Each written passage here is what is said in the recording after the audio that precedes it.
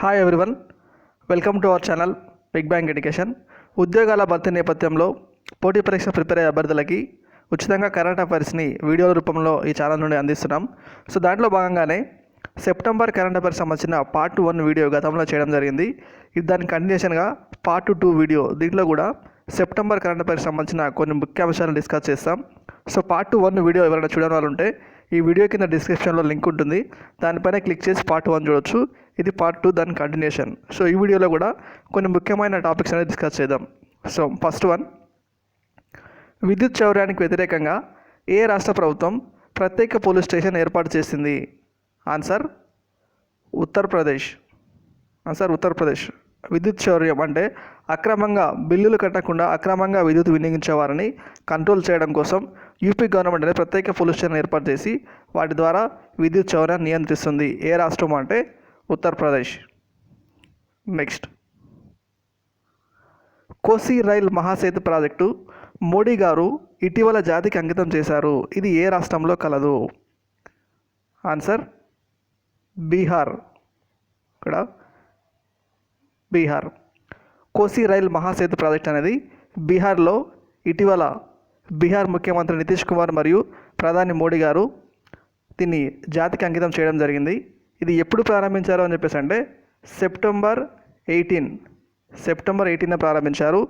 ఏ రాష్ట్రం అంటే బీహార్. ఎప్పుడు అంటే సెప్టెంబర్ 18. నెక్స్ట్, గందగి భారత్ చోడో అనే కార్యక్రమాన్ని ఇటీవల ఏ రాష్ట్ర ప్రభుత్వం నిర్వహించింది?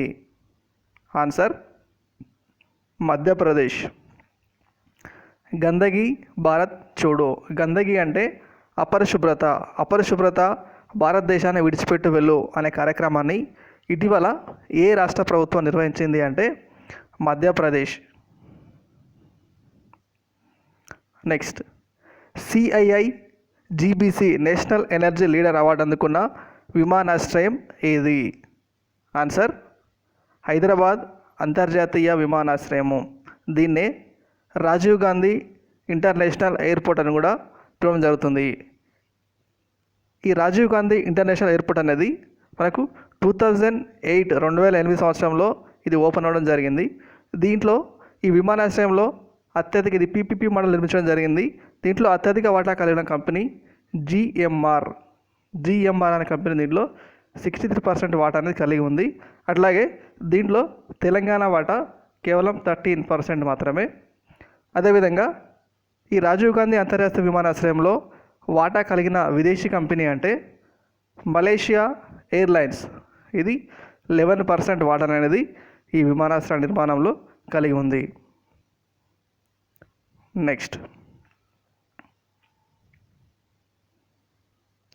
భారతదేశంలో మొట్టమొదటిసారిగా హెరిటేజ్ టూరిజం పాలసీ ప్రకటించిన రాష్ట్రం ఏది? ఆన్సర్ గుజరాత్. సో ఇండియాలో హెరిటేజ్ టూరిజం పాలసీ, హెరిటేజ్ అంటే వారసత్వ టూరిజం పాలసీని ప్రకటించిన మొట్టమొదటి రాష్ట్రం ఏది అంటే గుజరాత్ ప్రభుత్వం అనేది హెరిటేజ్ టూరిజం పాలసీని ప్రకటించింది ఇటీవల. నెక్స్ట్, అంతర్జాతీయ చెస్ ఒలింపియాడ్ టైటిల్ను ఇటీవల ఏ 2 దేశాలు సంయుక్తంగా గెలుచుకున్నాయి?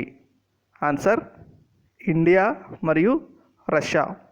ఈ అంతర్జాతీయ చెస్ ఒలింపియాడ్ అనేది మోస్ట్ ఇంపార్టెంట్. ఎందుకంటే ఈ అంతర్జాతీయ చెస్ ఒలింపియాడ్ అనేది 196 ఇయర్స్ అంటే 196 ఏళ్ళ చరిత్ర కలిగిన ఈ చెస్ ఒలింపియాడ్లో ఇండియా గెలవడం అనేది ఇదే ఫస్ట్ టైం. సో ఈ చెస్ ఒలింపియాడ్లో ఇండియా యొక్క ప్రదర్శన గతంలో కాంస్య పథకం మాత్రమే లభించింది. కానీ ఈ సంవత్సరం ఇండియా మరియు రష్యా 2 దేశాలు సంయుక్తంగా స్వర్ణ పథకాన్ని గెలుచుకోవడం జరిగింది. అట్లాగే ఈ చెస్ ఒలింపియాడ్లో ఫస్ట్ టైం పురుషులు మరియు మహిళలు కలిసి దీనిలో పార్టిసిపేట్ చేశారు. సో ఈ ఈవెంట్ అనేది టోటల్గా ఆన్లైన్లో కండక్ట్ చేయడం జరిగింది. గతంలో ఇది ఆఫ్లైన్లో కండక్ట్ చేశారు. సో ఇప్పుడు కోవిడ్-19 వల్ల ఫస్ట్ టైం ఆన్లైన్లో కండక్ట్ చేయడం జరిగింది. అలాగే ఫస్ట్ టైం మహిళలు మరియు పురుషులు కలిసి పాల్గొన్నారు. దాంతోపాటు ఇండియా రష్యా సంయుక్తంగా విజేతలు మరియు ఇండియా స్వర్ణ పథకం గెలవడం కూడా, గోల్డ్ గెలవడం కూడా ఇది ఫస్ట్ టైం కాబట్టి ఇది మోస్ట్ ఇంపార్టెంట్. నెక్స్ట్, రఫేల్ యుద్ధ విమానాలను భారత నావికా దళం అధికారికంగా ఎప్పుడు ప్రవేశపెట్టింది? ఆన్సర్ సెప్టెంబర్ 5 రఫేల్ యుద్ధ విమానాలు. సో ఈ రఫేల్ యుద్ధ విమానాలు ఏ దేశానికి చెందినవి అని చెప్పేసి అంటాడు. ఇక్కడ ఫ్రాన్స్. ఈ రఫేల్ యుద్ధ విమానాలు మనం ఫ్రాన్స్ నుంచి కొనుగోలు చేశాం. మరి ఈ ఫ్రాన్స్ నుంచి కొనుగోలు చేసిన యుద్ధ విమానాల్ని మొట్టమొదటిసారి ఇండియాలోకి ఎక్కడ తీసుకురావడం జరిగింది అంటే వీటిని భారత నావికాదళానికి సంబంధించిన ఒక అధికారిక ప్రదేశం అనేది కేంద్రం అనేది ఉంటుంది, నావికాదళ కేంద్రం. ఇది ఎక్కడ ఉంది అంటే నావికాదళ కేంద్రం అంబాలా, హర్యానాలోని అంబాలాలోని నావికాదళ కేంద్రంలో మొత్తం చేయడం జరిగింది. ఇక్కడ నుండి మరి అధికారికంగా మిలిటరీలో ఎప్పుడు ప్రవేశపెట్టారు అని చెప్పేసి అంటే సెప్టెంబర్ 10వ తారీఖున అధికారికంగా నావికాదళంలో ప్రవేశపెట్టారు. నెక్స్ట్, మొట్టమొదటి ప్రపంచ సాంకేతిక సదస్సు ఎప్పుడు జరిగింది? Answer September 8. ఈ మొట్టమొదటి ప్రపంచ సాంకేతిక సదస్సు, ఈ సదస్సు కూడా కోవిడ్ ప్రభావం వల్ల ఇది కూడా కేవలం ఆన్లైన్, ఈ వర్చువల్ మోడ్లో నిర్వహించడం జరిగింది. సో కాబట్టి ఎప్పుడు అని చెప్పేసి అంటే September 8, 2020. Next, G20 leader summit ఆతిథ్యం వచ్చిన దేశం. G20 లీడర్ సమ్మిట్కు ఆతిథ్యం వచ్చిన దేశం ఆన్సర్ సౌదీ అరేబియా. ఈ G20 లీడర్ సమ్మిట్ కూడా కోవిడ్-19 వల్ల ఇది కూడా వర్చువల్ మోడ్ అంటే ఆన్లైన్లో నిర్వహించడం జరిగింది. మరి దీనికి ఆతిథ్యం ఇచ్చిన దేశం సౌదీ అరేబియా. అలాగే మరి G20 లీడర్షిప్ సమ్మిట్ అనేది నెక్స్ట్ ఎక్కడ జరుగుతుందంటే 2021లో బ్రిటన్లో ఇది కండక్ట్ చేయనున్నారు. నెక్స్ట్, రైల్వే బోర్డు సీఈఓగా ఇటీవల ఎవరిని నియమించారు? రైల్వే బోర్డు సీఈఓగా ఇటీవల ఎవరిని నియమించారు అంటే వికే యాదవ్, వినోద్ కుమార్ యాదవ్ను నియమించారు. నెక్స్ట్, భారత ఎన్నికల సంఘానికి నూతన సిఈసిఓగా ఎన్నికైన వారు ఎవరు? రాజీవ్ కుమార్. సో భారత ఎన్నికల సంఘానికి ఇటీవల నూతన ఎన్నికల కమిషనర్ని నియమించడం జరిగింది. సో ఆయన పేరు రాజీవ్ కుమార్. ఈ భారత ఎన్నికల సంఘం గురించి భారత రాజ్యాంగంలో 15వ భాగంలో ఈ ఎన్నికల సంఘం గురించి పేర్కొనడం జరుగుతుంది. దీనికి సంబంధించి ఈ ఎన్నికల సంఘానికి ప్రధానంగా ముగ్గురు కమిషనర్లు ఉంటారు. సో ప్రధానంగా ముగ్గురు కమిషనర్లు ఉంటారు.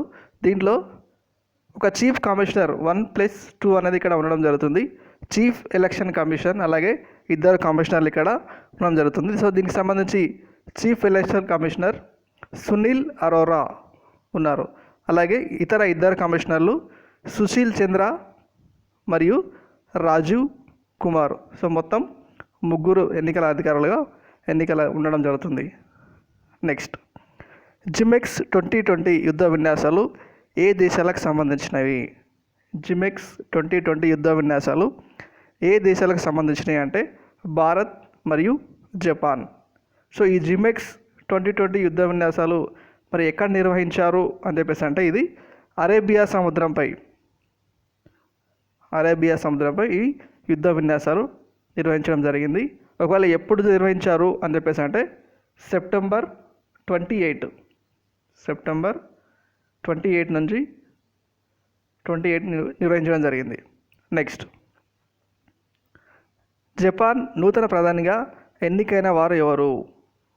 జపాన్ నూతన ప్రధానిగా ఎన్నికైన వారు ఎవరు? యోషిహిదే సుగా.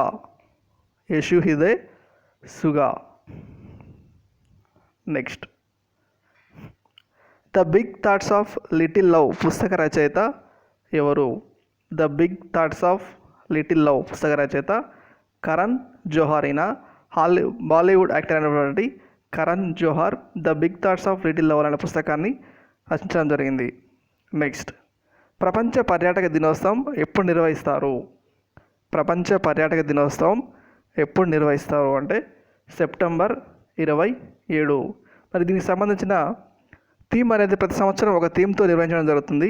మరి ఈ సంవత్సరం 2020కి సంబంధించిన దీని యొక్క థీమ్ ఏంటి అంటే పర్యాటకం మరియు గ్రామీణ అభివృద్ధి, టూరిజం అండ్ రూరల్ డెవలప్మెంట్. పర్యాటకం మరియు గ్రామీణ అభివృద్ధి అనే కాన్సెప్ట్తో ఈసారి ప్రపంచ పర్యాటక దినోత్సవాన్ని నిర్వహించడం జరిగింది.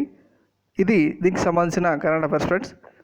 నెక్స్ట్ వీడియోలో సెప్టెంబర్ మరియు అక్టోబర్, నవంబర్, డిసెంబర్ సంబంధించిన కరెంట్ అఫైర్స్ కూడా కంప్లీట్గా మనం డిస్కస్ చేస్తాం.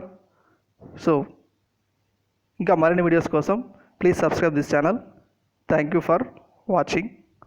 Thank you.